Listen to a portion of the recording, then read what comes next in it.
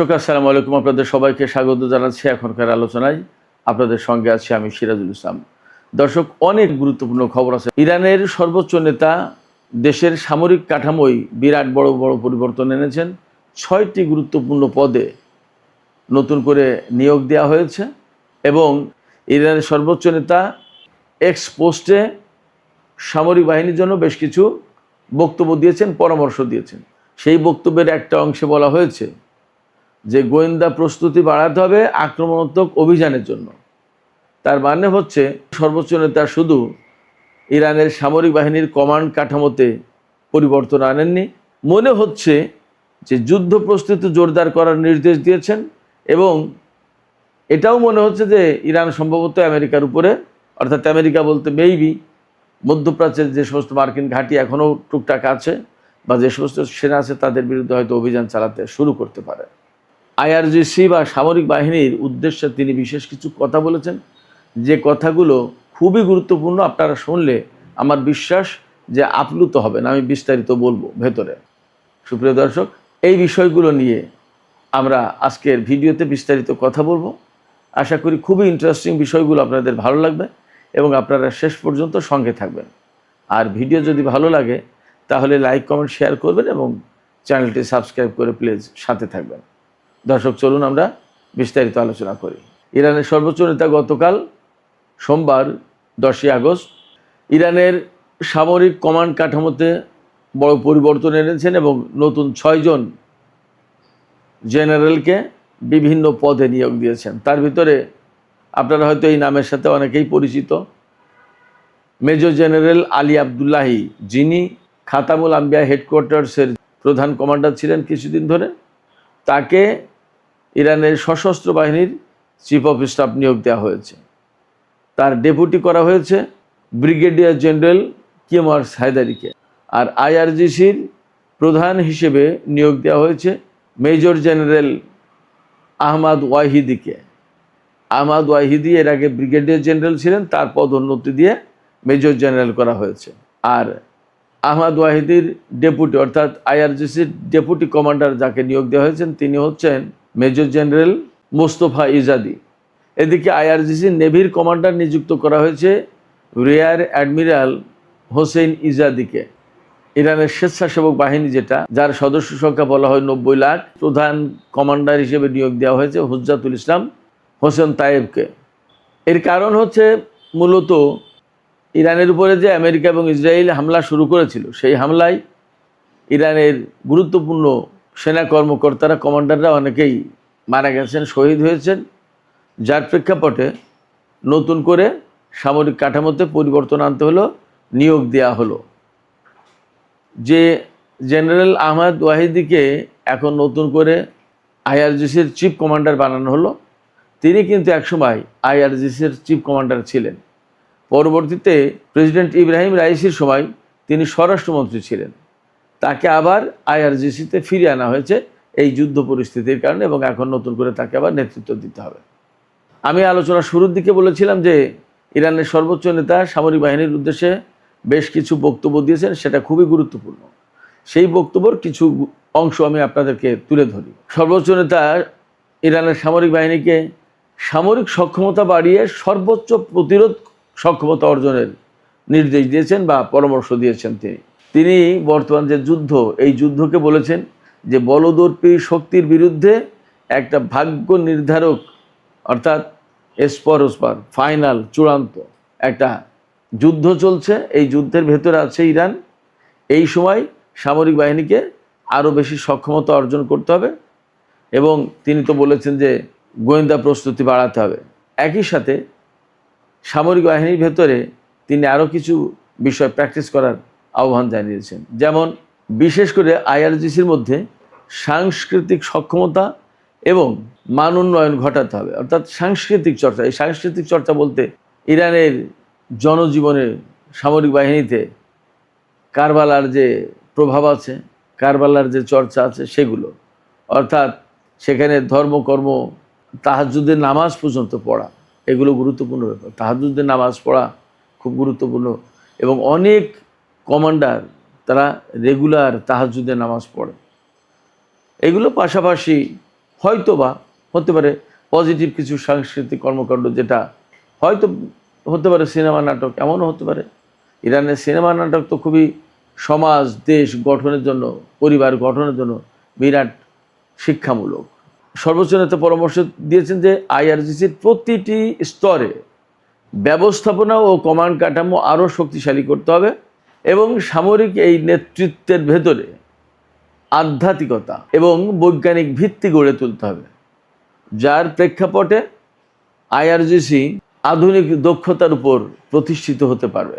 আমি একটু আগে বলছিলাম যে তাহাজ্জুদ নামাজের কথা, এই যে তিনি বললেন যে আধ্যাত্মিকতার চর্চা থাকতে হবে, অর্থাৎ যুদ্ধ করতে গেলেই যে গণহারে মানুষ মারতে হবে বা যাচ্ছে তাই করে যুদ্ধ করতে, নট দ্যাট।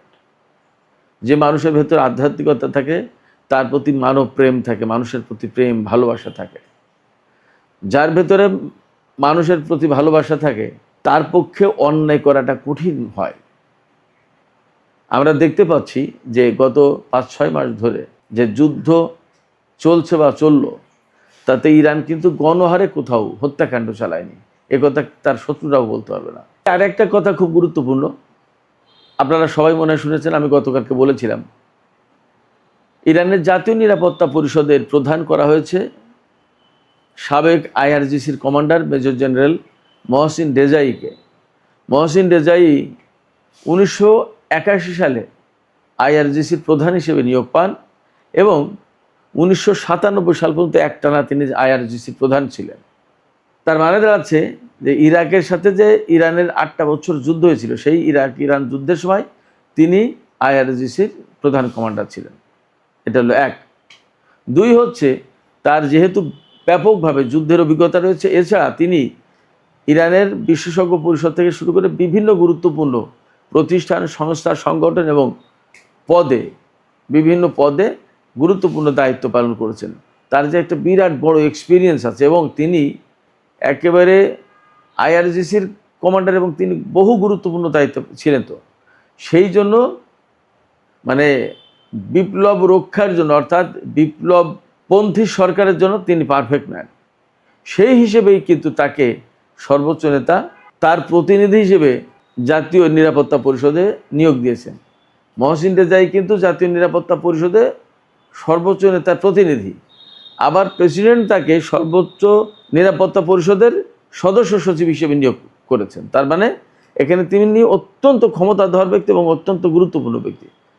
তিনিই সদস্য সচিব, আবার তিনিই সর্বোচ্চ নেতার প্রতিনিধি। এর মানে দাঁড়াচ্ছে সর্বোচ্চ জাতীয় নিরাপত্তা পরিষদ সেটা আগের চেয়েও আরও বেশি কার্যকর হবে এবং এই যে ইসরায়েল আমেরিকা বিরোধী যে যুদ্ধ, সেই যুদ্ধে আরও গুরুত্বপূর্ণ, আরও কার্যকর রোল প্লে করতে হবে এই পরিষদ, এমনটা ধারণা করা হচ্ছে। এবং আরও যাতে কার্যকর রোল প্লে করে, সেই জন্যই মহসিন রেজাইকে এখানে নিয়োগ দেওয়া হয়েছে। তবে একটা বিষয় মনে রাখতে হবে, যাকে এখান থেকে সরিয়ে প্রধান উপদেষ্টার রাজনৈতিক উপদেষ্টা করা,